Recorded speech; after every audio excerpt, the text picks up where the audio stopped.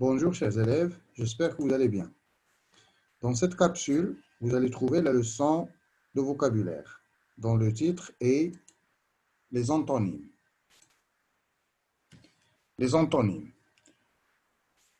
On va commencer par la découverte de la leçon.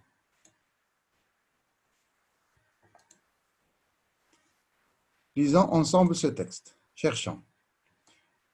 La plus jeune des filles, qui s'appelait Perle, se promenait le long du rivage, trempant le bout de ses petits pieds dans l'eau. Elle avait remarqué un coquillage particulièrement joli. Elle les collectionnait et leur avait consacré plusieurs pièces au palais. Elle avait avec elle un tout petit serviteur chargé de les transporter et elle titubait sous le poids de la dernière collecte de perles. Il s'arrêta soudain en poussant un cri. Alors on va voir les adjectifs qualificatifs qui se trouvent dans ce texte. Première question, relevez les adjectifs de ce texte. Alors on va voir qu'il y a l'adjectif jeune. Ensuite, il y a l'adjectif petit. Ensuite, il y a joli.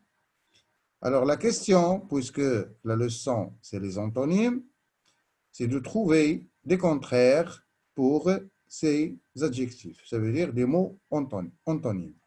Si on commence par la première phrase, la plus jeune des filles. Le contraire de jeune, c'est bien sûr vieille. C'est un autre adjectif. Vieille, jeune, vieille. Le contraire de petit, c'est grand. Le contraire de petit, c'est grand. C'est un autre adjectif. Le contraire de joli, c'est bien sûr moche, comme on a dans l'explication ici.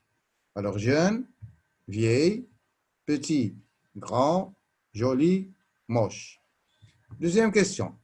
Pour chaque adjectif, donner un adjectif de sens contraire, c'est ce qu'on a fait, bien sûr.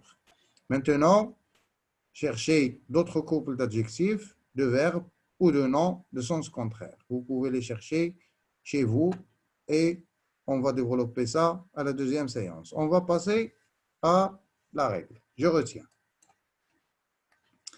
Alors, les antonymes sont des mots de sens contraire. Alors, la semaine dernière, nous avons vu les synonymes. Maintenant, on va voir les antonymes. Les antonymes sont, comme on a dit, des mots de sens contraire. Par exemple, un défaut, une qualité. Petit, grand. Entrer, sortir.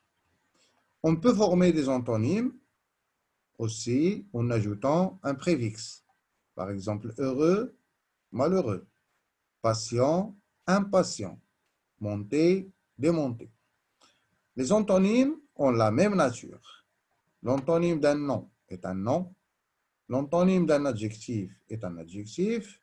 L'antonyme d'un verbe est un verbe. L'antonyme d'un adverbe est un adverbe, etc. Alors, c'est comme les synonymes. On peut aussi exprimer le contraire en utilisant la forme négative, mais le sens peut être légèrement différent. Ce tableau est laid, ce tableau n'est pas laid, ça veut dire ce tableau est beau. Alors, le contraire de laid, c'est beau, bien sûr. On peut utiliser la négation, mais c'est mieux d'utiliser un autre mot de sens contraire, ça veut dire son antonyme. Alors, ça sera tout pour cette séance. J'espère que vous avez compris. À bientôt, on va développer la séance prochaine.